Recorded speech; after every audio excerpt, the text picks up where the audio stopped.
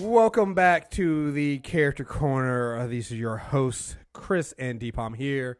And we're back to do part 2 of our Batgirls Character Corner, where we talk about some of your favorite, or not even some. Maybe some of you guys don't know some of these characters. Like I had Karen on the Handy Check yesterday, and she was telling me how she doesn't have time to read all these comic books and stuff like that. So she likes listening to our Character Corner, just to find out about some of these characters and learn more about them, and then use that to kind of find things to read. And somebody else hit us up about how we are basically some of the best sellers of Marvel Unlimited, because we give people all these comics to read, which could really help DC.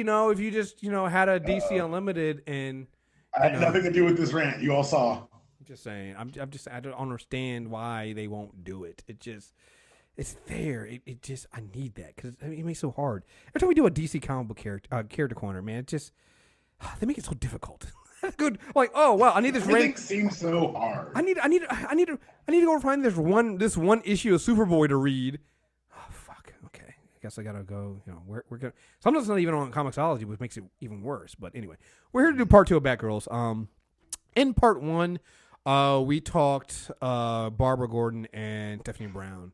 And we did Stephanie, and we kind of skipped over Cassandra. Technically, Cassandra's next. Cassandra Cain is weird. She's the first character to actually have because Barbara never had an ongoing Batgirl series. It's the very first Batgirl ongoing. Yeah, which is it's fucking insane when you think about it. 2000, in the year 2000. Right. Yeah, all like when I'm reading, when I was doing the researching for Barbara Gordon and Batgirl, stuff like that, I was like, oh, easy, just go find Batgirl. And when I found out that she had never been in the Batgirl series until Volume 4. Barbara Gordon never led her own Batgirl series. She was Batgirl. She had some Batgirl minis here and there, some little one shots and stuff like that. But an ongoing series, and again, we're gonna get more into this with Cassandra Cain. It wasn't a short series. It was like 75 issues. It was like 70 plus issues. She had a run. And it was actually a good run. And we'll talk about how good it was. Well, at least early on, I there are some decisions that get made even early on that I disagree with, just because. Well, we'll talk again. This is one of the interesting ones for me, because in doing this character corner, so spoilers, we're also going to cover Batwoman, Kane in this podcast. Doing the research, there are two characters who, upon hitting the New 52, one of whom's past was changed dramatically. Yes. One of whom's remained largely unchanged. Right. Cassie's story, in my opinion, is stronger than New 52. Because I think so a lot of the stuff they hand waved, and like one of the decisions early on with Batgirl book was, and we'll get into, let's talk about the history of the character first, I guess. Well, okay, yeah. So the thing that gets me about like both of these characters, I think, because what I was going to say was we kind of skipped over Cassandra first, and we did Barbara and then Stephanie, because when you look at these characters, like Barbara and then Stephanie makes more sense, because I really do feel like Stephanie feels like an extension of actually the Batgirl mantle. Cassandra feels differently. She actually feels more like a Robin a little bit early on. She feels like Batman. She's a Batman / Robin, and her motivation. So while she's Batgirl, she's like, one of the things that surprised me when doing both Barbara and Stephanie was, even though they're Batgirls and they had the Batgirl names and they're part of the Bat family, and Batman's definitely involved there, like their motivations and their development wasn't really Batman tied, especially if you take Barbara Gordon's origin as that Batgirl Year 1 run, which is actually really, really good. If you had not read Batgirl Year 1, go read that shit. That shit is fucking amazing. But Cassandra feels like a Robin. Like she's a Robin in a Batgirl suit, which is not bad, but it's not the typical. For me, she doesn't feel like Robin, because she feels like Batman. Because when Batman decided to go undergo his training to when Bruce became Batman, he traveled the world and traveled with all these masters. Two of these masters birthed Cassandra. Right. She's the perfect weapon. Yeah. So the Cassandra Cain backstory, we're going to go with the pre-52 one. I'll do a very light New-52 one afterwards. Pre-52, she's born of the greatest assassin in the world. Actually, she doesn't know who her parents are. She's raised by David Cage. She knows his father. And she never learns how to speak. Right. Instead, she wants to read people. And when you say raised, you should put that in quotes, because raised is like he was there when she got older. Yeah, he beat the shit out of her constantly. Yeah, he tortured her as a young girl to become a silent assassin. So she was never taught to speak. The parts of her brain that were used for speech, which they break down in Batgirl, were actually redirected to reading movements and body language to predict the next moves. Right. That's why they named her Cassandra, because she could predict the future. Mm-hmm. And so that was kind of what happened. Like that. Imagine if someone had been trained and indoctrinated by the greatest assassin of all time to become a living weapon. Her first kill is at 7 years old. Right. Right. Yeah. I think. And so then he tricks her. Kane tricks her into killing his target, and she leaves. She runs. So there's an untold 10 years where Cassandra is living on the streets as a human weapon, horrified by killing, but unable to speak. Right. And this is where I think New 52 does better, because I think they did a better job of showing us that gap. Okay. Got you. Like, so one of the big plot points in early Batgirl was that a telepath rewrites her brain to let her be able to speak. Because honestly, writing a comic where the lead can't talk or communicate seems so fucking troublesome as hell. I get why they did it. Yeah. I would have rather them show me her learning it on her own. Mm-hmm. I get why you had to shorthand it for that book. She's getting her own book. You gotta have her able to talk, communicate. I get it. Detective Comics they're doing right now is they're like showing her slowly becoming human, which I'm really enjoying. But so she was taught to think with words. She became a worse fighter, and then this is all after. So the way we were introduced to Batgirl Cassandra is, I think she's one of Oracle's agents during No Man Land. Yes, it's Batman 567 in No Man's Land. This is in 1999, by the way. Yeah. So when people say, "Oh, no," they designed this character to be the first Batgirl with her own book, because the book dropped a year later, right? I believe so. Yes. 2000. Yeah. Yeah. So this was always the plan. Yeah. I believe she gets this, because what happens is I think we might talk about the last one. She gets the suit because Batman's a dick to on purpose to Huntress, to Helena. Yes. And basically gets her to he needs her, because it's all throughout this is he needs her to basically be the Huntress in here, and so she gives her the suit, and he gives that suit to Cassandra to be Batgirl. And I guess that's where I get the Robin aspect of it, because Batman really takes Cassandra under his wing. He immediately notices what's going on with her, kind of that he needs, and he takes her under wing, kind of like a Robin, where you don't really see that with the other Batgirls. Like with the other ones, it's pretty much, you should stop doing this. Like you're kind of not wanted here. Should go away. But with her, it's something totally different. Like it's fully like, he sees her potential. He sees what's going on. He sees, like, what issue was it in Batgirl that he beats the fuck out of Kane? Oh, it was so cathartic though. God, he whoops the shit. It was you know what it was. It was that Yondu scene from Guardians too. Mm-hmm. He may have birthed you, but I'm your daddy. Like I'm gonna find. Keep talking. I'm gonna find that, because that shit was like, Batman beat the living. Because again, this is Kane. This is David Kane, world's greatest assassin, and Batman makes light work of him. Like, so over the course of this series, a lot of the series, because it's so entrenched in the mystery of Cassandra's parentage, we get, through flashbacks and through later stories, exploration of how she came to be. So it looks like, what it turns out is David Kane, this assassin who had at one point trained Bruce, was trying to find the perfect bodyguard for Raish. And when he saw Lady Shiva fight, or excuse me, at this point she was still Sandra Wusan fight, he said that this could be the mother of that child. And so they have the child, and ends up being Cassandra. And that's her birth is what spawned Sandra to leave and become Lady Shiva. Right. Those who don't know, Lady Shiva in the like realm of DC martial artists is top of the top. Yes. It was Batgirl 11, by the way. Like he retells the story. Okay. It opens up with him in basically in traction. Like he is laid the fuck up. And because Batman whooped his fucking ass. It's like, yeah. Look, like, and I'll say right now, like we'll get to this. Batman loves these kids. Yo, like, yes. Like we can talk about Batman the Loner, Batman the Ball. Batman loves these fucking kids. And that I think that goes to a larger thing we've talked about before about how the misconception of Batman in live action is people have leaned too much heavily on the idea that he's a loner, but it's like the Bat family matters. Like, well, the core of Batman isn't fear; it's love. Exactly. It's Batman's desire to have what happened to him never happen to another child. Exactly. And the crux of that is he doesn't want a childhood to be ruined. And looking at what David Kane did to Cassandra, yes, David Kane's up in traction. Yeah, he basically ruined this young girl, and yeah. And you're right. You know what? The early Batgirl, like they don't fill that gap into like what happened in those time periods.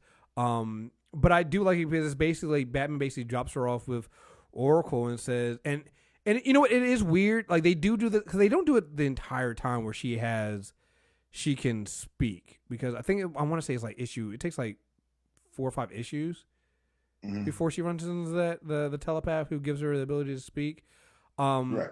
But they still show her struggling with language and struggling to be able to communicate and understand certain things. She has the ability to communicate now, but she's still having to learn it. Yeah, she doesn't understand the word. And I think that's a thing that's great, because they do a good job of kind of, it's weird what they do with the art. Not weird, but they use the artwork to kind of show her emotion when she has, because her Batgirl costume is also different from everybody else's. Like she has a full black mask on, like her entire featureless mask, featureless mask, and so they use that and they draw her in a way to have, so you can see the emotion, you can see her confusion. They over animate, and that's one of the things that I mean, it's fine. It's a decision they made, and it makes sense considering the limitations of the book. But they over exaggerate a lot of the art to communicate the emotion. Right, and so they kind of had to. In order to it can be distracting, and people who say it's not their style, I get it. But you're right; they had to. Absolutely, and I totally get it. And like you said, like they deal with it. I think she runs into Lady Shiva for the first time when issue 9, I think. Yeah, that's what it is, because I'm looking at it right now. Because she begs Shiva to retrain her, and then says that then Shiva's condition is that a year later they have to fight to the death. Mm-hmm. Yeah. Oh, that's What's up? No, I'm going back and remembering what it is, because she so Batman has a couple problems with her to begin with. One, she had at one point they're in the field and she I think she goes too far. She doesn't kill a person, but she goes too far, and Batman's like, yo, you need to you're working on your instincts. Your instincts are to kill. And you got to be careful because you can't do that. And then so she ends up getting shot up at one point, and because she rushes a shooter, but it's to protect somebody else. He looks at her, he's like, "Stupid girl, what are you doing? Like, why'd you do that?" And her answer's like instinct, and he's like, "Okay, she's good." Like it's like you can. Batman has his weird. He's such a weirdo. Like he takes those hits for Gordon. Right. Yeah, and it's just like you like he. Batman the way he sees and the way he reacts to things is just, again, Batman definitely has his own issues. Bruce definitely has his own issues, because you can see in the way he thinks and the way he reacts to these kids and stuff like that. But so we had that. But at one point when she gets touched by the telepath and she starts learn. I want to say it's 6. Is it 6? And she 6 does or 7. No, 6 is the one where she gets shot up by So it's 7. Yeah. And she doesn't. She's not good at predicting these movements anymore. To give her the ability to learn how to read and write, it took away her ability to read people. Right. And so Batman's like, well, you can't do this anymore. Well, you can't be out in the field, because you don't. Her training is basically her ability to read people and read their movements. So it's like, if you can't do that, well, you can't be in the field. But like you said, she goes up to Lady Shiva and relearns how to do this because fuck it. And she just says, in a year we'll come back and fight to the death. And Cassandra decides she'd rather be in the. It's a great quote: "Perfect for a year than mediocre for a lifetime." Mm-hmm. Yes. Which, and by the way, when we get done talking about Cassandra, there's a case to be made that she is the true heir. She should be the heir to the Bat. Yes. Well, here's There's a case to be made. Well, here's the other thing too, because I thought that was really great, and it happened later on. And they do a little Batgirl Robin crossover. It was after Stephanie dies in War Games. Where she goes to Bloodhaven. She's sent to Bloodhaven to kind of help Tim, but also train and learn from Tim, and Tim to help her, get better with her reading. Because at this point she can speak, she still can't read. And she kind of says, I think she says several times, it's like, yo, I want to be Batman. I want to be that. I want to take over, which is something stark contrast to Tim, because that's what Tim does not want to be. Tim's the last thing Tim wants. Which also makes the current Detective Comic thing when you find out that he became Batman. But no, you're right. She again, and this is something that also separates. It's why I'm glad we did Cassandra and Kate differently. It makes her a different Batgirl because she's the only Batgirl that really wants to be Batman. Mm-hmm. Everybody else has, their own motivation for doing things, but almost even some of the Robins, like outside of Damian, none of them want to be Batman.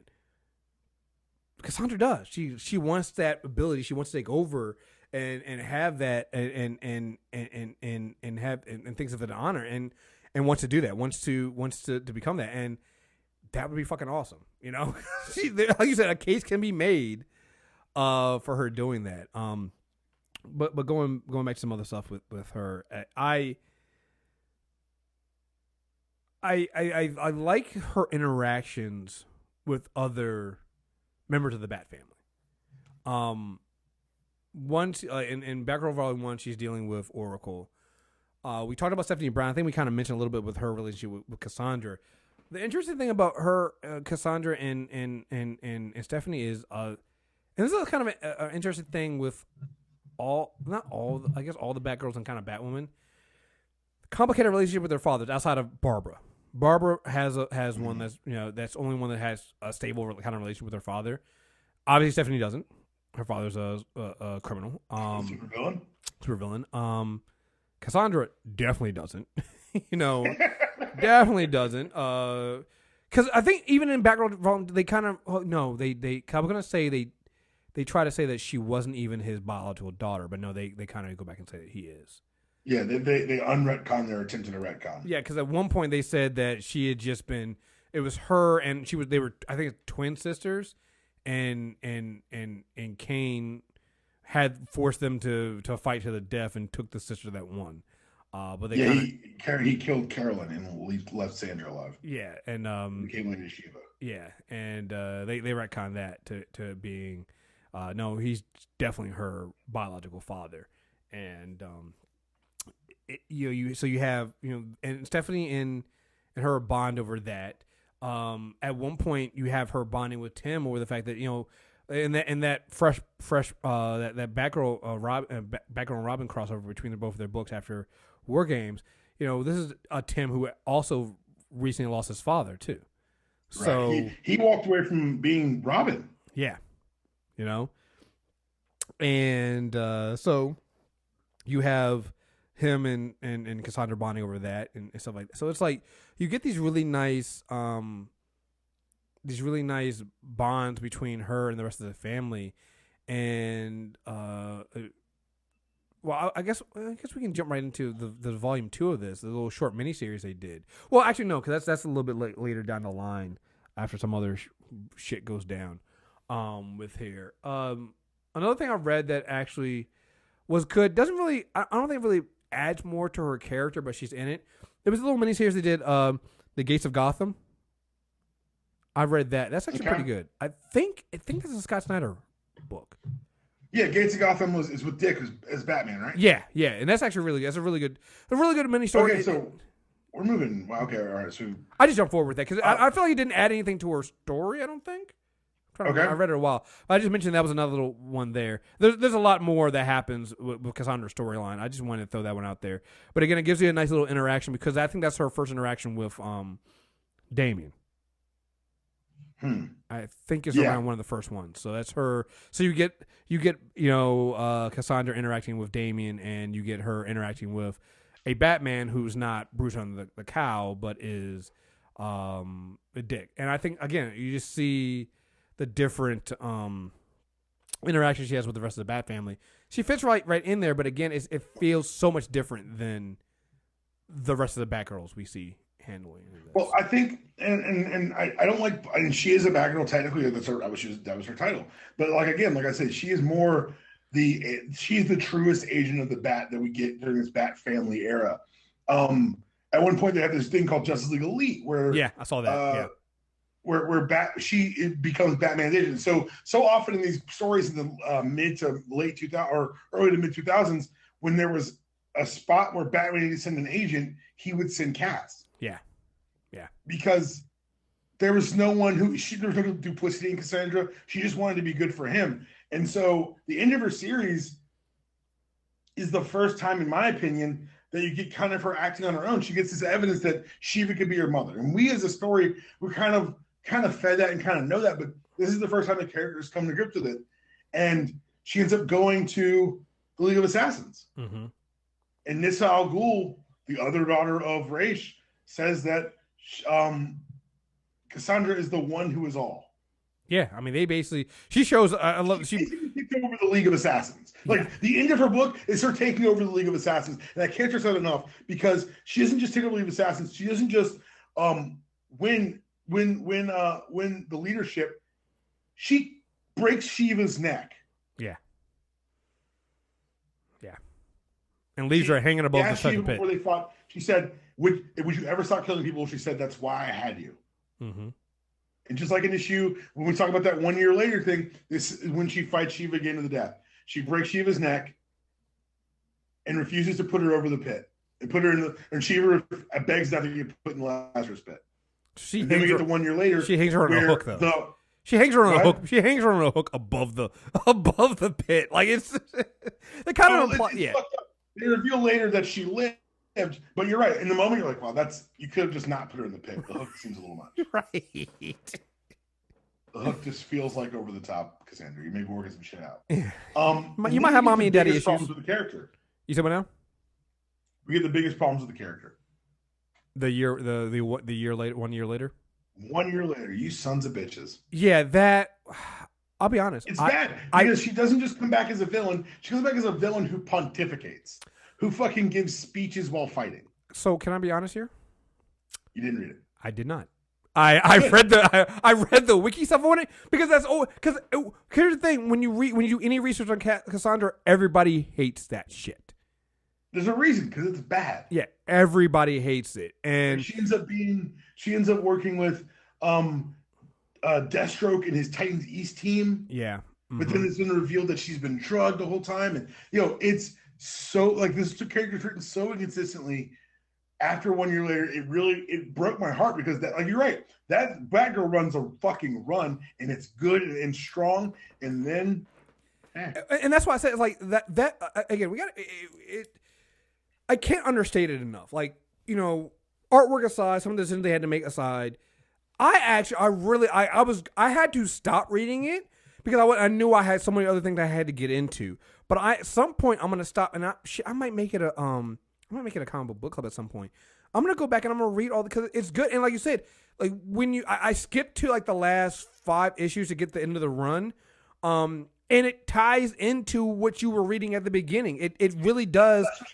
Run. It's an actual run. Like you said, it's an actual run. Like you feel it, and you're like, that makes sense. Like I see where all this is coming from. It feels like it didn't feel out of character. Like I get it all. I understand it. Even the fight with her and Shiva, it's not like she's trying to kill her on purpose. It's like she really gives her no choice. It's like, I'm gonna keep killing. That's why I had you. This is what's gonna be. I'm here, dog. That's what I'm doing. Yeah. What do you? Yeah. And like again, like and the fact that she kind of technically doesn't kill her, but like breaks her neck, so she's paralyzed. And I'm like, technically you didn't kill her, but fuck, Cassandra. Like it's so good. And then when I read what they did with 1 year later, I was like, oh, I'm not reading that bullshit. That's fucking bullshit. What are you doing? Like, and to me, this is one of the biggest things I have with just writing in comics in general. And I understand it's a problem. Like, nobody likes when their characters change. Nobody does. But I think what happens with 1 year later, it's so disrespectful to what was being done with Cassandra before that it doesn't fit. It feels like a slap in the face. And they later go back and they quote unquote fix it, but like it shouldn't have needed to be fixed. It felt like you never would have done this with somebody else, and especially when you have, again, Cassandra Cain is, we didn't mention this, but she's a woman of color. It's like you give the first person of color who is the first Batgirl to have an ongoing series as a woman of color. She gets 70 plus issues. She has a pretty good fucking arc. And then you do 1 year later and you basically just shit on all that and turn into a supervillain for no fucking reason. For no reason. Because, quote unquote, Tim needed a rival. Right, which again... And then you don't have the gumption to stand by it. Well, for what it's worth, there were this is one of those ones where like internet protests. Like this was a fucking problem. I remember this. Yeah, I actually remember this one. And I can't get mad at them because they're right. It was a slap in the face. And at the time, I wasn't a huge Batgirl fan, but I remember reading and be like, because I was reading Teen Titans, and she showed up in Teen Titans, and she was just evil and like brainwashed, and it was weird. And there was no editorial way to get out of it.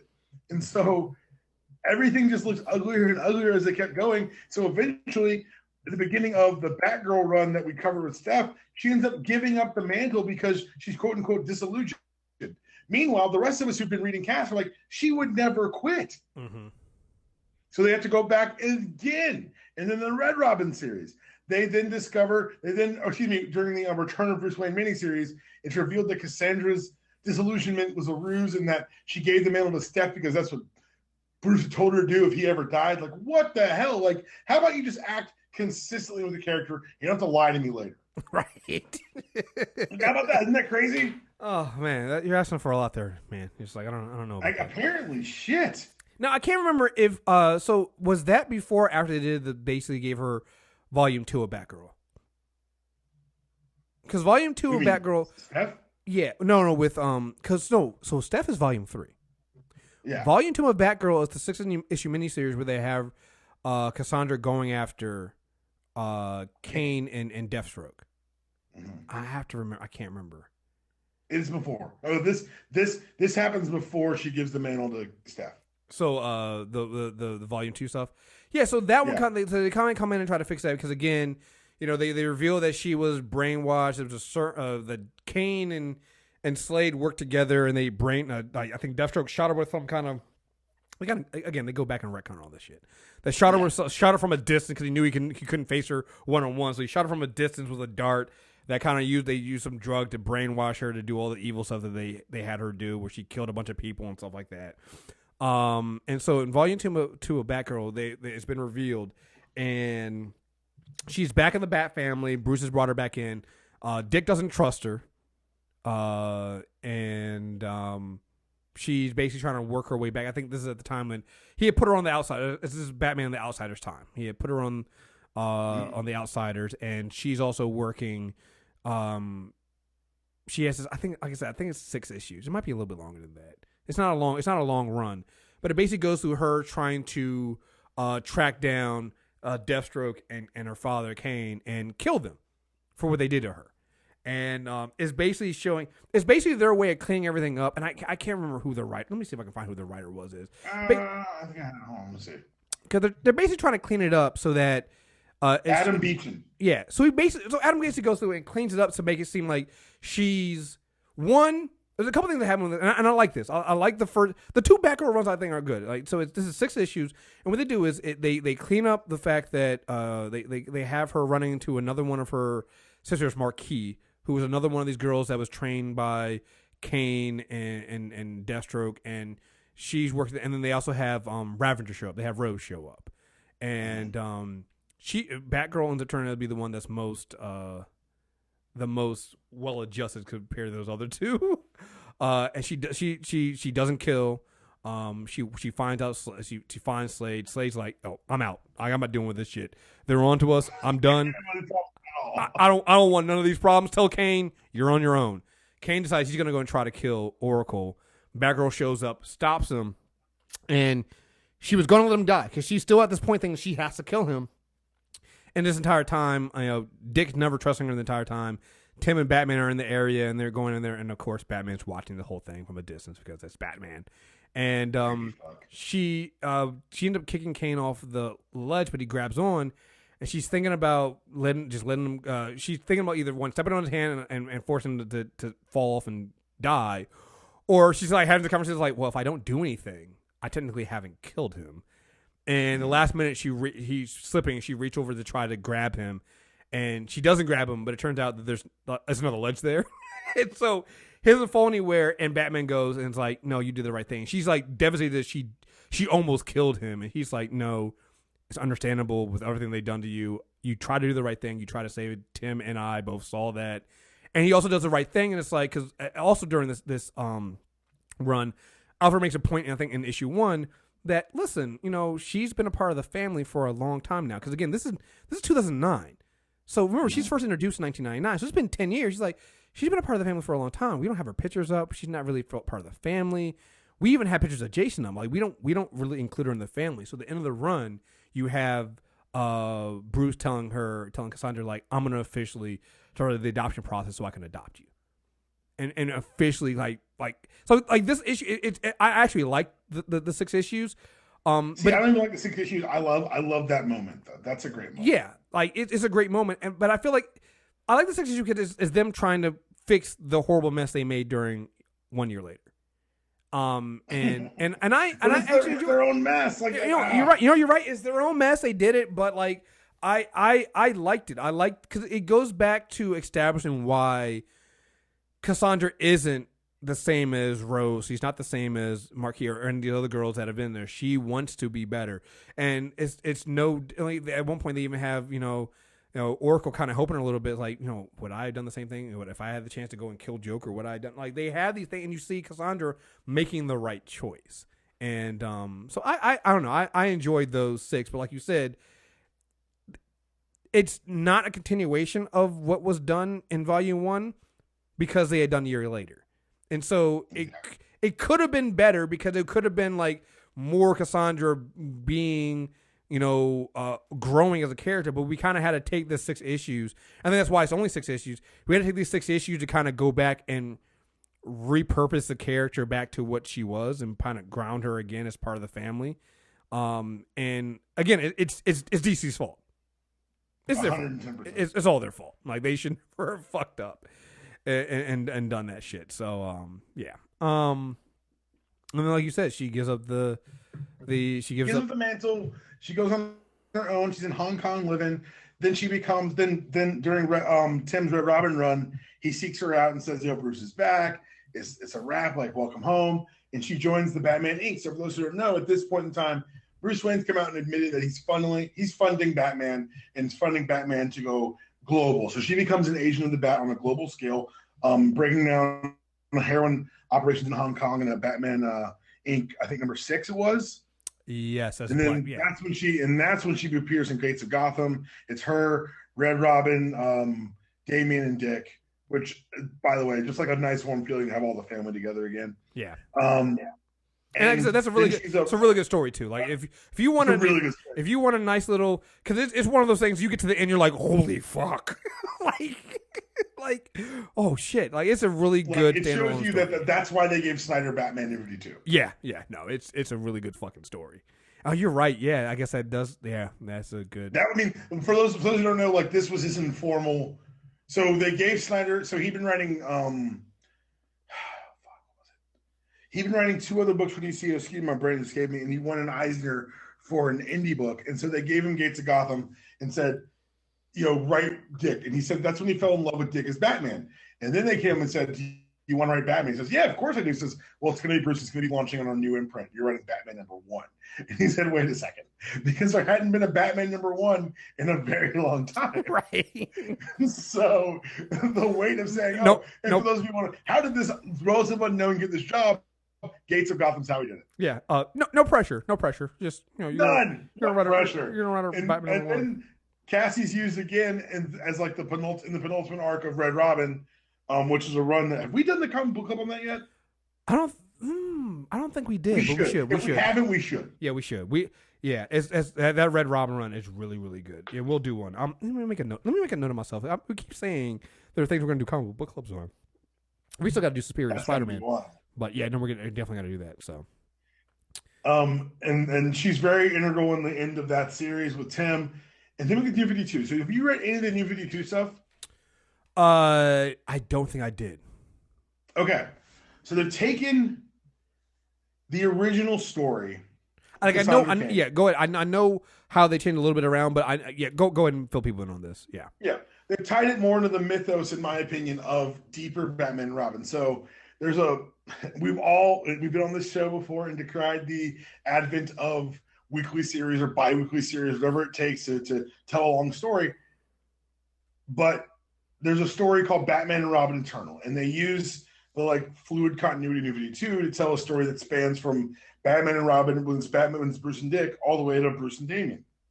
Mm-hmm. And as it turns out, there was a woman named Mother who used her top assassin named David Kane, who went by Orphan, to train the next legion of assassins, to train the next generation. What they would do is they found out they approached Batman. They approached Bruce Wayne when he was in Italy on a case after Dick had failed in the field and said, wouldn't you be better if you had one of our operatives? Wouldn't it be better if one of your Robins was us? And so he says, of course, let me see what your people can do. And his plan was to interrupt it, obviously, and free the child. So he stops the assassination and is about to free the child, but it's revealed that the child the target in the scenario was already indoctrinated, already been trained by Kane, and ends up killing himself. Mother then reveals that she knows Bruce Wayne is Batman, that she knows that Dick Grayson is Robin, and that they've already begun creating the perfect pairing for him. And then that's when Bruce Wayne breaks off all contact. But he knows Mother will resurface. He knows that he hasn't stalked her. He knows he has to track her down. That's when they bring in Cassie, that she is that weapon. Mm-hmm. She is the one who spoilers, was the vehicle for killing, I don't know, we've covered it all, Harper Rose, an ancillary Bat character they created for you. Yeah. Cassie's the one that ended up killing her mother. Mm-hmm. And from there, they tie it kind of, they made it feel more organically part of the Bat story. And that was always part of the problem with the original one for me, was if there was this David Kane raising assassins, Batman would know and would have addressed it. Right. Because, again, and I thought that was kind of weird. With the way they introduce her in No Man's Land, it's she's just there. She just shows up. I think the little arc there is the mark of Kane, and she's already broken from Kane, and is already she already kind of exists in this world. And like you said, it's kind of weird. Batman didn't know about child slave. In this way, they tie it to her very existence is because of Robin, is because of Batman. So I like the way they tied that into there. It's a great series. I would advise anyone who likes Robin stories, Robin-centric stories, to read it, because it's all four Robins working together to crack this case, and it's very entertaining in my opinion. Well, that's the thing. That's the other thing too about I guess New 52 stuff. For the most part, what they did with Tim Drake aside, for the most part, they let most of the Batman stuff kind of. They either sit. Yeah, they either let it sit, or they expanded it to fit more in with the mythos a little bit. And so, again, it's just people wonder why they're so heavy on Batman. I'll say it. I feel like the Batman stuff is usually their most consistently written stuff.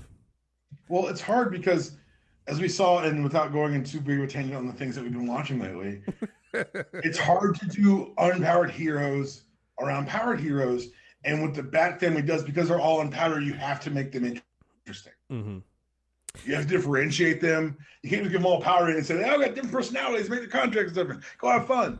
It's got to be real and grounded and thought about. I feel like it's handled more thoughtfully, particularly in New 52, are the unpowered characters. And that's one thing I think has really been something that's come out of that well. In Rebirth, as we mentioned at the top of this, she's been recruited into Tim Drake / Kate Kane's Gotham Knights program. We're operating at the Belfry and the small team, and I've loved watching her like grow as a person there, and she's taking on the identity of Orphan, but she's learning how to talk and be a person and communicate. Like they don't just have her communicate through fighting; she can read, but she can read. Like she sits out and like watches dancers sometimes. Yeah. They've made her this like laconic, like very relatable and like very sweet character. But when things get bad, they're like, "Oh yeah, we just locked Cassie on. There was 400 of them." Well, oh shit, only 400. Right. Was that was the thing about that's the thing about when you read the Robin Batgirl Fresh Blood thing. Again, I can't remember what. Find out that like if you just put that into Comixology, it'll give you the numbers, and I'll make sure I'll put the numbers in the show notes because it's not like they don't actually have a trade for it. But you read that it's them. Like there's a moment where Cassie and Tim have to because they're captured by the Penguin and they have to escape. They have to fight each other to the death, right? In order and Tim's entire thinking is like, I'm hoping Cassie's can read my body language to tell what the plan is. And she does. Like, and you're the reader. You're reading and looking at the artwork. Tim's not doing anything different. But like, they basically made Cassie a fucking metahuman. I'll be perfectly honest. I mean, can we just say that? And they've been very pointed in showing that she's not. Right, she's not. But it's like at one point the FBI analyzes her actions like she's not a meta. She's just close as can be. It's like she can down to the point that she's basically reading. Almost like you're reading your thoughts, but she's reading your movements to tell you what your plan, like what the plan's gonna be, and that's what she does. Like it's really, really good. Like that. It's 4 issues, 2 of them are Robin and 2 of them are Batgirl. That Fresh Blood thing was really, really good to get those two working together, and seeing that, and like her internal monologues and stuff like that are really great. And it was great. Another issue that I really enjoyed reading is kind of one-off ish. I read the Superboy 85. That I think it's 85. Her first kiss. Oh, was that?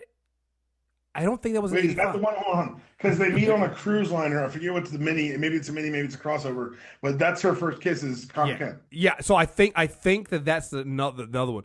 The first time they met is like Superboy. Superboy shows up and he's bothering Tim on, and they end up having to fight like the undead or something like that, and they get her and Superboy go off and they get captured. And then Batman like just tells Cassandra's like, you guys ran off, you did this, blah blah blah. He tells Connor, go back to Metropolis. You need to get out of here.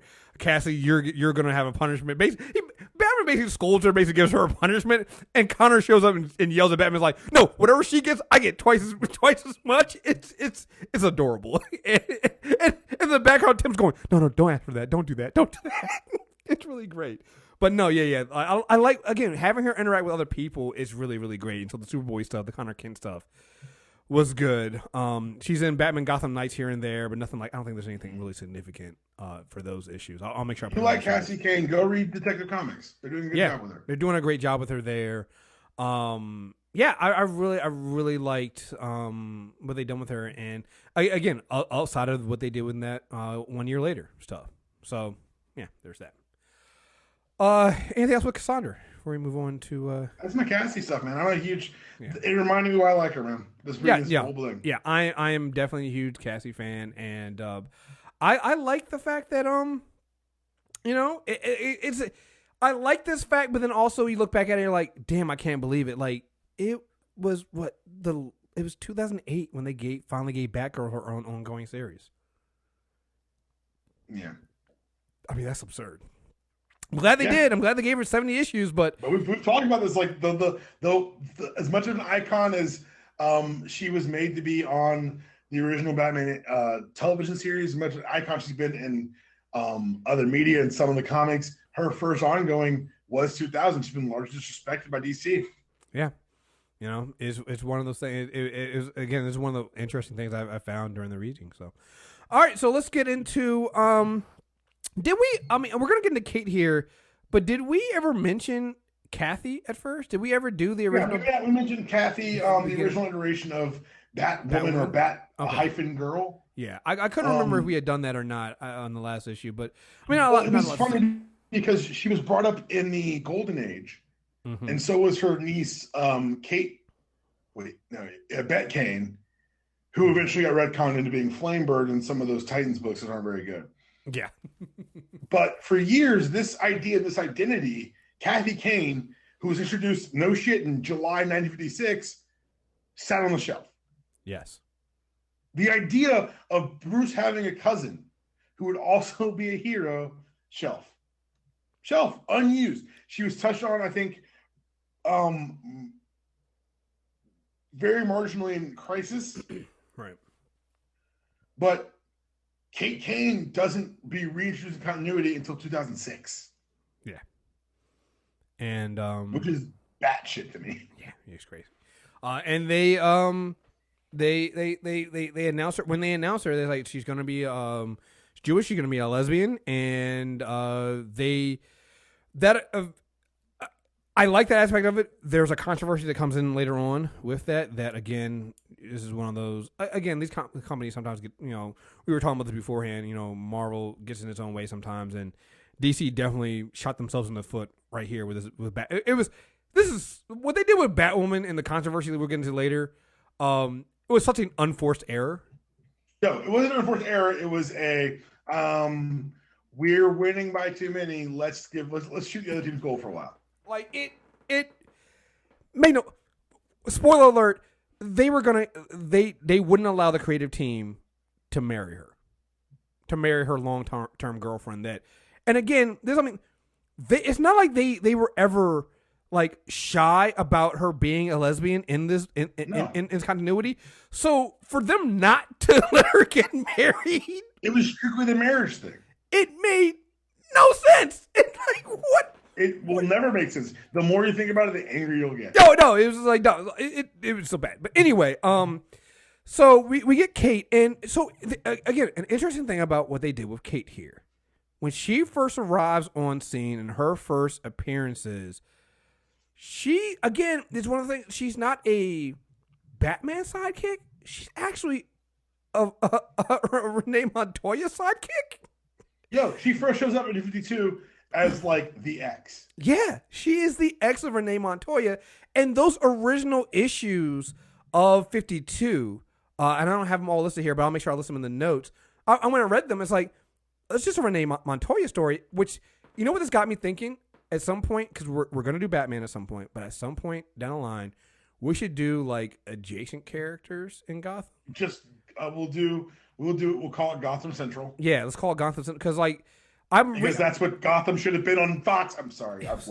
See, I didn't even go there. I wasn't even gonna. I didn't mean to say it. I wasn't even gonna be that. But yeah, I'm reading. I was reading the beginning stuff for the Batwoman stuff, and I'm like, this is more about Renee. Like this is all about Renee more than Batgirl. And even when Greg Rucka and J.H. Williams take over and write her in Detective Comics, they still put in Renee Montoya's stories at the back of those issues.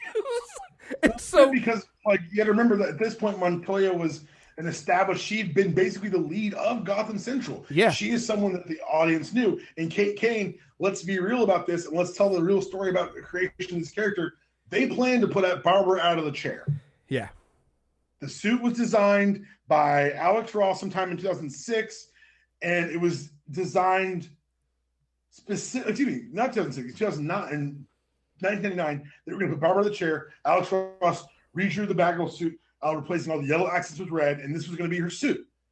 DC decided that instead of taking her out of the chair, which they decided to undo, whatever. Anyway, they decided to revive the original Batwoman, which is brilliant. And so in issue 7, all of a sudden you've got Kate Kane waltzing in here, former girlfriend of Renee Montoya, and as we're walking about it, we're thinking about wait a second, Kate Kane, that name sounds familiar. Mm-hmm. And by issue 11, she's on the cover of 52, number 11. She is, and this, by the way, is this is front page news. Yeah. CNN, USA Today. Glad and people at Out were saying it's the largest high-profile gay superhero ever in DC Comics. There have been other gay superheroes in DC Comics. They famously retconned Alan Scott to be gay in 52. Obsidian. I'm failing right now off the top of my head because they're right. This is the highest profile. No one on the realm. When the Batwoman book drops, it's in the Bat Family books. Mm-hmm. And there's never been a LGBT lead of a Bat Family book. And let's be clear here. I'm trying to think if they do it in because they do her origin in Detective Comics. Because so going back to 52, you don't get you get Batwoman, but you don't really get her like she's a side character. She just shows up out of nowhere. You're like, wait, who the fuck? Yeah, you never get the backstory. You never get her origin, which is a great introduction by the way, because it made you want to read the next story about it. Right. And so Detective Comics 854 to 860 is basically the origin of Batwoman and Kane. And it's written by Greg Rucka and it's drawn by J.H. Williams. And I have to say, J.H. Williams drawing this stuff, great. I loved his drawing. I loved his drawings. I loved his artwork on this. Like it was like it just. So his art, between his art and the writing, there's not a creator pair that I tie more to a character than these two. Yeah, like it is fantastic. And so and so what they do with it is very interesting how they handle this. So they bring in Batwoman and you start and she had some other stuff that happened before this. And you can go read it if you want to. And there's nothing wrong with it, I don't think. It gives you more stuff. But they kind of jump right in with the story. And what I loved about it was she's dealing with what group is it? It's the there's a new Covenant. It's you talking 52 or in Detective? No, Detective. I'm trying to find. Let's see. I'm trying to see if I can't remember if I bought these or if I. Well, I had her because the original stuff was her doing with the crime Bible stuff, right? Yeah. In 52. Yeah, this is before 52. I mean, this is after 52. Oh, okay. This is after 52. It's after she had Let me see. I'm trying to find it here. I have my stuff. I can't find it. See here. So basically, the religion of crime people. Yeah, right? Yeah, there you go. There you go. Yeah, there you go. Yeah, because it still ties to 52 stuff. Because that's where it starts. Yes, it's still there. So sorry, that threw me off. Yeah. No. I'm trying to find out where I have it. Like I have these it's here somewhere. Yeah, I'm like I have the. So here's the thing. I couldn't find out some of the stuff I get in different ways, and I can't remember if I actually had to buy these Detective Comic issues or if I didn't. Oh, I know what it is. It's they basically you can get this as a volume. It's Batwoman. It's like a trade. It's Batwoman Elegy. There you go. Yeah, there you go. They have it's the first arc of Detective Comics with her in it, right? Yeah, there you go. And it's basically So 854 to 863. I think at least 860, but yeah, 860. I think I've read up to 860. Well, she's the lead through 63. Yeah, she's the lead through 63, and you basically got her dealing with it, and you end up finding. First of all, they do so. The first 1, 2, 3, 4 issues is her, coming across this character Alice, and she ends up finding out that Alice, you end up finding out Alice is her twin sister. And in 858 to 860, they do this thing where they give you the backstory of Kate. So what they've done in the first 4 issues, they give you the story that you're in that ties into 52, and you kind of give more of it, and you're trying to figure out what this was. At one point, her father, Colonel Jake Kane, when he's kidnapped, says something like along the lines of Beth or something like that, and he knows who Alice is. And you're like, wait a minute, what's going on here? And then they do these things where in 858 they start on the cover. There's like 20 years ago. Then in 859 the cover says 7 years ago. And then 860 it says 4 years ago. And basically what they do is they go back and they tell you what Kate's story is. And if you've been reading the story in the first 4, you get flashes of it here and there. But those last 3 issues are the ones that really kind of go into it. They show you that she grew up in an army family. She had a twin sister. At one point, they were kidnapped. Her father rescued her. She believed that her mother and her sister were killed. Yeah, it was a hostage situation. Right, a hostage situation. I believe in 859, they revealed she had joined. She had gone to West Point. She was a top cadet. But she also was in a sexual relationship with another one of the cadets. And she's confronted. And basically, it's like, listen, the person in charge is like, listen, the don't ask, don't tell policy. It's like, listen, there's been an allegation of improprieties brought up against you. out of respect for your father and the fact that you are a great student, I'm just going to say, listen, if you just tell me that they are untrue, it's over and done with. We'll go about the business. We don't have to worry about anything like this. Just tell me it's not true. That's all you got to do. And she's like, it's a great page. She's like, I can't lie, I'm gay. And so she gets kicked out. She's kicked out of the army. She's kicked out and she goes back home. What I love about it is like her father pretty much accepts her. Yeah. And I think this is why the character matters so much to the community, is that the early writing on Kate is done pretty well.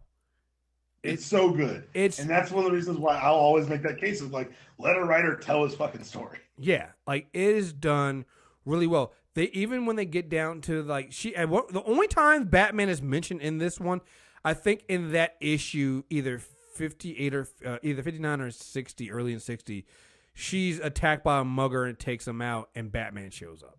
Doesn't save her, but it's just there. And that's what inspires her.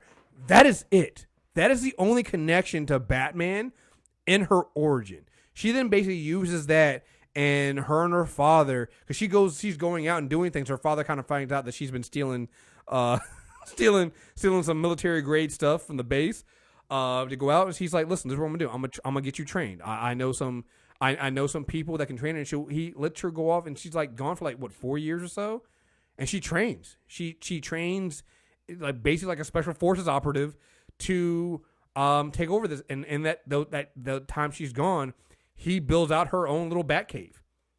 He gets her a suit. He gets her a bunker. Gets all this like Jake Kane, because later on in Detective Comics he does something like in Rebirth he's kind of a dick, but and he has his moments. But when it comes to being like fathers who are understanding and are there for their daughters and who are military, I got to give it to Jake. Like, he surprised me. Like, I was expecting him to be way more of a dick and way more not understanding. This dude, like, supported his daughter 110%. Awesome shit. Like, I thought it was done really, really well how they did that. And she comes back, she gets a suit, and she becomes Batwoman. And it reminds me of how they did Batgirl Year One, where they don't, there's a little bit of hint of inspiration, a little bit of hint of connection to Batman, but it's more of a father-daughter story than a woman looking up to Bruce and Batman, and it's just done really, really well. It's one of the reasons I like her story, like Tim's story so much, is because it's less, I saw the battery change my life, or like you see the signal in the background of when he's helping her up after that mugger, but it's never like, and then I knew I had to do this. It's like, no, it was the right thing to do. It's like it's an inherent sense of right or wrong, rather than like I'm driven by loss or desire or pain or whatever. It's just, this is the right thing to do, and I can. Mm-hmm. Exactly. So, yeah, and so that Detective Comics goes through, and it's really, really well. And they then launch her with the New 52. She gets her own series, and she has her girlfriend. She has Maggie Sawyer. It's her girlfriend. Who's by the way, that's one of the best things they did with the character, is that they gave her ties that existed in the DCU. Mm-hmm. Originally, before you even see her, there's a Detective Comics throwaway line where Penguin taunts Batman and says, "You should invite that new Batwoman. I heard she's pretty hot." Like they do this thing where her being a former lover of Montoya's, or being a cousin of Bruce, or ends up in a relationship with Maggie Sawyer, who's a longtime Superman supporting character. Mm-hmm. They gave her deep roots. They didn't make her feel like a new character. But she looked like someone who we hadn't seen yet. Mm-hmm. Mm-hmm. Mm-hmm. Yeah. So it was great. And in issue 17, she proposes to her girlfriend. She proposes to Maggie. No. I don't think I can. We cannot state enough how much of an unforced. You're right. I'm gonna take your thing. This was like, it wasn't unforced. It was done on purpose. It was because even like after we'll get to the end of the controversy, the whole controversy in a second. The thing they come up with at the end is the most loaded bullshit response I've ever heard. When they were like, heroes shouldn't have happy personal lives. Look,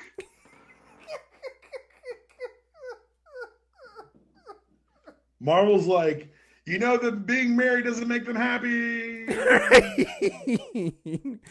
There's so many. How do you think marriage works, you idiots? Says the company that you actually had Ralph and his wife. They were married. Like Ralph and Sue's marriage become the crux of your largest crossover from 2003. Hey, wait a minute. Barry and Iris. What are you talking about? Like, what are you doing? Clark and Lois. What are we talking about? What are you talking about? They're marrying Batman right now in the main book, and they spoiled the page with their news press release beforehand. Right. It's like Batman's gonna marry Catwoman. Like, what are you talking? This is the dumbest thing I've ever heard in my life. This is how the Snyderverse happened. You learn the wrong lessons, you assholes. Good God. Hero shouldn't have her. Darkseid's mother's name is Martha. Oh my God. It is the dumbest thing ever. And so what happens is, it's not just that they wouldn't allow them to get married. They lose the writers. They lose the people that have been praised for their. Because again, shepherding the story since inception. And again, it should be made like this was a good story. Like, I'm gonna add the Batwoman stuff to, our comic book club stuff. Like, it's a good story. Is something good to have. But then they do this, and you're just like, what are you doing? And then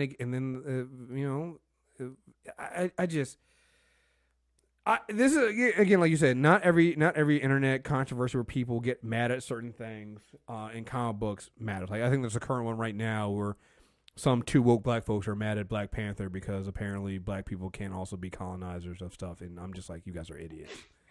Like, what are you doing? Like, we're still human beings, guys. Like, what the fuck is wrong with you? Like, that's fucking stupid. Like, so not every story is, not every outrage is something that you can get behind. Some of them, though, absolutely. And this was stupid. And it cost them. It cost them a good creative team that was being praised for a good story. And when that cared and loved and put time and effort into, and we're not just saying this out of our ears because we're fans.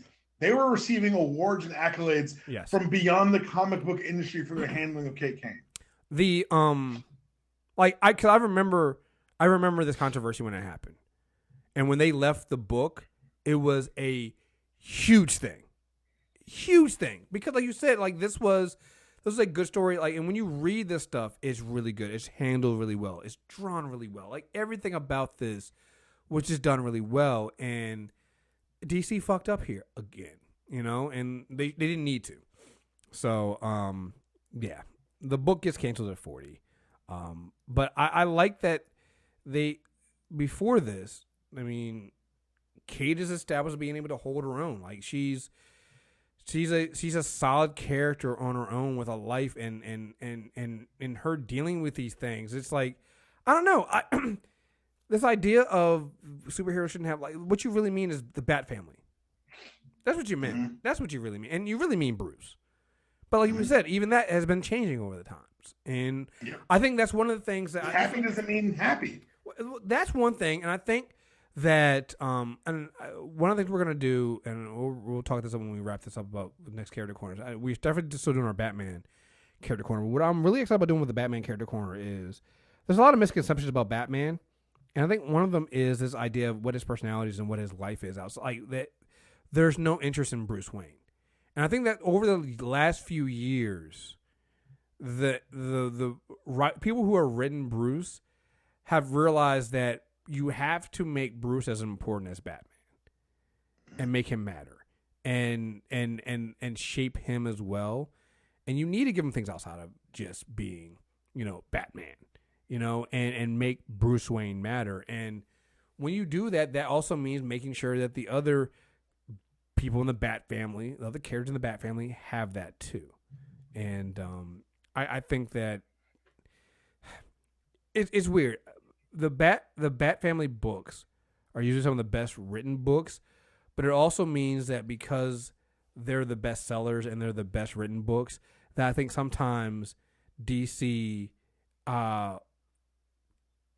is hesitant to pull the trigger on getting too far and too risky for some things. They don't want to take chances, which I mean, and I get because financially I get, like, this is your bread and butter. If everything goes, like, if anything else goes wrong, you always know that a Batman book, a Batman related book, is going to be somewhere in that top 10. It's a license to print money. Yes, it is, and it will. But it kind of reminds me of, we were just talking about when we did our review for Agent of S.H.I.E.L.D., like in season 5. It's like, listen, the reason why that show stays good is because each season they come in with something fresh. Each season they come in, they change, they challenge something new. It doesn't erase what they did before. They build on it and they take a new risk. It accentuates it. And they accentuate it. And I think that was the problem. That can be the problem sometimes with some of the Bat books. It's like they start going down something that's really, really interesting, really, really good, but then they feel like we got to go back to basics and we got to go back to what it was. We can't push it too far. And I will say, I think you know what they've been doing. So her book was canceled at issue 40, but then they brought her back. Have you read the new Batwoman book in Rebirth? I know we've been reading Detective Comics, which is basically, like we said, I haven't because they started it late. Yeah, the Batwoman book, they started it after the fact. Yeah, so I haven't had a chance to read it yet, but I've heard good. I've heard nothing bad yet. So okay, good. Yeah, because like I said, the Detective Comics is basically a Tim/Batwoman book, and then they decided to go ahead and make her in Rebirth. They're gonna give they've given her, I think she has 6 issues right now. I think. Yeah, it's a mini that I think has an option. Right. So if you're gonna use this to test the waters, they can relaunch that book. Yeah, which, you know, you should and do it right. Yeah, but I'm on the fence. Like, maybe you can't because you guys did fuck up. Maybe you can't relaunch this book. Maybe we've gone too far, and I'm okay with that too. Yeah, you know, hey, you guys can't be trusted anymore. So, but no, I really like what they did with Batwoman stuff here. They have there's different. You have she appears in some. We forgot in the Battle for the Cowl, the Batman and Robin run with Grant Morrison. She's in that. Like, she shows up throughout this stuff, but they've done a really good job of plugging her in and making her matter. Yeah, it's just that her own stuff, and it's hard to talk about this character without talking about the massive misstep they handled with trying to the engagement. Yeah, like that is the like, you know what, you could have had her propose and then had them not get married, and they'd be like, no, this wouldn't have. You saying they'll never get married is a controversy. Yeah, you made it bigger than it is, which sucks because again.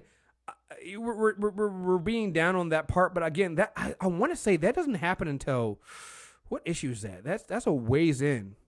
You get, I think what happens is it becomes public knowledge because they told the writers that we can never have them get married, as opposed to saying, okay, well, we'll get to that eventually. You can string them along. The writer's the one who went to the public and said, look, here's the story. Yeah. And what are we supposed to say? They're right. The writer's right. You fucked up. Yeah. So you should be able to get like at least the first 24 issues. I think the new writer takes over in 25.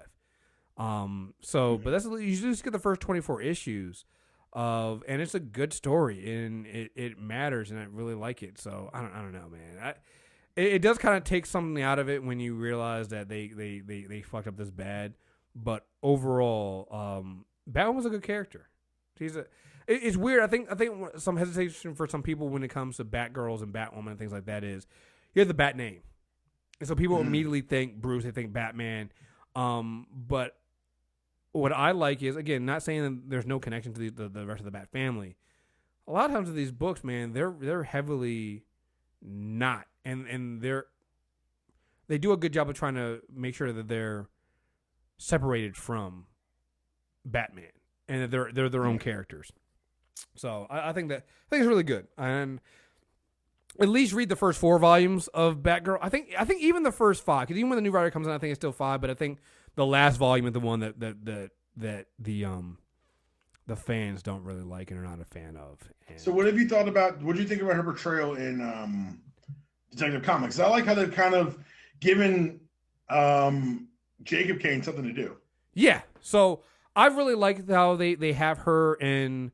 Well, first of all, let's talk about that. Like, I like what they did in Rebirth, where we basically have Batman. This is the first time you actually have Batman kind of going to her and being like, "Hey, listen, this is going to be your team. You're taking over. You're gonna train these young, these young members. You're gonna be the one. You're gonna train this young team. You're gonna be in charge of this. This is you. You handle this. I'm pretty much hands off of it, on it. And so, I Which like. was never true. Huh? Yeah, of course. It's never true. Never. Of course not. I mean, Batman being hands off. Come on, everybody knows that. Come on. But at the same time, it's like I like the idea of them saying that and giving her something to do and giving her a kind of a place more into the Bat family. She's always been there, but not like this. So like that, and then same thing with This is the first time she's really been welcomed in. Right, and the same thing with her father, Jake Kane. It's like, you give him a little bit more to do. Not really a bad guy, but not a good guy either. Well, it's funny because they used her origin as kind of the spark for the first arc, and now it's looking like it's going to pay off in a much larger way as this stuff with Tim comes to a head. Yeah. So, it's for those of you who want to get Batgirl fix or Batwoman fix, excuse me, Detective Comics is a good place to get it. Yeah, no, it is. It is. And I definitely highly recommend reading those first issues. Like, you could probably skip the 52 stuff. And just kind of read on what happened at the end of 52 cause like I said, the 52 stuff, she's there, but it really, when I say it's really a Renee Montoya story. It really is. And again, can I say how awesome that is? That no, cause think about it. You have a woman of color is the story, and the white woman who also turns out to be a lesbian is the side character. Like, again, man, sometimes the Bat character is the side character, right? Like, again, when you think about that, and then even when they do the Detective Comics stuff, there's still a Renee Montoya story in the back of each one of those issues dealing with her being the question. Well, that speaks to just how strong they've made this entire right Batman family, that any one of these characters can stand on its own too. Right, and again, so we'll have to do a Gotham Central story, because at some point, like, it's like people always shit on why, and even I do it sometimes. Like, why are you guys so Batman heavy? And I think that they could alleviate that by telling stories of the larger Batman universe without putting Batman in everything. Because again, they've proven that these characters can stand on their own and can be their own. So why not do that? But yeah, I mean, these characters are good. So, but yeah, you can just kind of read the synopsis on what happens in 52, but then really highly recommend reading the Greg Rucka stuff. Like, that stuff, 100%. You got to read that and then go right into those first volumes of Batwoman, and you're gonna enjoy it. And that artwork is also really great. So beautiful. It's beautiful artwork. So. Anything else, man? I think we did a pretty good job. I think we actually covered a lot of it. Yeah, we did. I mean, I think that's the Cassie and Kate, and we wrap up Batgirls, and so that's pretty good. So, what's next for us? You want to? I'm thinking of trying to do the same thing we did last time, where we kind of try to record a bunch of these. Okay, let's put some in the bag. What are the ones you want to touch on? Well, so some of the stuff we announced already. So, do you want to start the Summers Brothers? Whenever, like, literally whenever you want. So let's do the Summers Brothers. Which you think that's gonna be one or two parts? Two parts? That's a one-parter. One-parter. So we're gonna do the Summers Brothers, and then I said Batman, but let's wait, because we just did a bunch of Batgirls. So let's wait on doing Batman. We're still gonna do him. Batman will be labor intensive. Yeah, it will. So let's wait on the Batman's Batman. gonna feel like work. Yeah, so let's wait on the Batman stuff. So who else from DC do we want to get into? We're gonna do Aquaman, but I'm saving Aquaman for when that movie comes out in a year. If the movie comes out in a year. Let's see. I'm thinking about some DC characters top of my head. We haven't done villains in a while, have we? No, we haven't. Do you want to do Sinestro? Can we do something? Because like we did Sinestro a lot with the Green Lantern. Oh, you stuff. did the Hunger Games stuff. You're right. Yeah, we did a lot of the Green Lantern stuff. So, let's think about that. Let's think about it. Let's mull it over. Let's find a DC villain to work on. Yeah, we'll definitely do. And you know what? Here we go. When you guys hear this, let us know who you guys would like to talk about. We haven't gotten some suggestions from fans in a while. So leave us a comment. Email us mtrailerreviews@mtrnetwork.net. Let us know who you would like to see. We're looking for. Can we do Lex? Might as well just do Superman. You're right. Let's do Lex. Let's do Lex. That'll take a while. Yeah, I was I'm like, yo, who can we do? And I was like, oh, we did this. I was like, well, we just had a Justice League movie, so who can we do? And I was like, oh, fuck. Let's do Steppenwolf. Right. All right, Hey, so kids, if you want to tweet me your favorite Steppenwolf story, I'll reply that you're a liar. How about that? Yeah, so let's do all right. So we'll do Lex. So we'll do Thomas Brothers, and then we'll do Lex. All right, there you guys have it. So, but still email us if you guys have any suggestions. Yeah, please do, because we need some fodder. Like you said, Aquaman's coming up next year. I'm sure we can do something for. Well, I have to think of something for February for Black Panther. Can we do I'm trying to think if we can do a You can say Shuri. No, because I don't think we kind of covered enough. It's not enough. Yeah, we'll think about that. Let's think about doing Wakanda, because you know what I want to do kind of going forward also is do things where we can actually talk about the worlds, and we can we'll work this out. So let us know. Even if I got to re-release the Black Panther one, we'll definitely do that, because that covered a lot of stuff back then. So, but yeah, email us and let us know what you guys think. What some characters you guys would like to see us talk about. Just a little remind. Try to stay away from the newer ones. So if they've been created like within the last 6 years or so, let's not don't hit us up with that. Marvel, huh? You said what now? People have been saying, like, do Miss Marvel. I'm like, how? What's the point? Yeah, so like for things like that and Riri and things like that, I would be more interested. We'll do those as like comic book clubs, because they don't have a lot. They don't have a huge, like, even when we did Miles had so much stuff at that Miles, that's so much damn output. Yeah, Miles had so much stuff at that point. So for those characters like Riri and things like that, we can just do comic book clubs. Those are more sick, because those are just like single runs. We're looking for characters that have like long backgrounds that actually require a little bit of work on our part. We haven't done. Who? Grayson. Huh? You're right. We haven't. So we'll put. Yeah. Okay. So we can do. And with that Titans image dropping. You're right. It's not bad. You're right. So we're gonna do the Summers Brothers. We're gonna have Lex. We'll put Grayson in there. I think that's a good one. Yeah. So like I said, send us what you got, and we'll go from there, folks. So just stay tuned, and yeah, I'll talk to you about that one offline. So all right, folks. Thank you guys very much for listening. Till next time, we're out of here. Peace.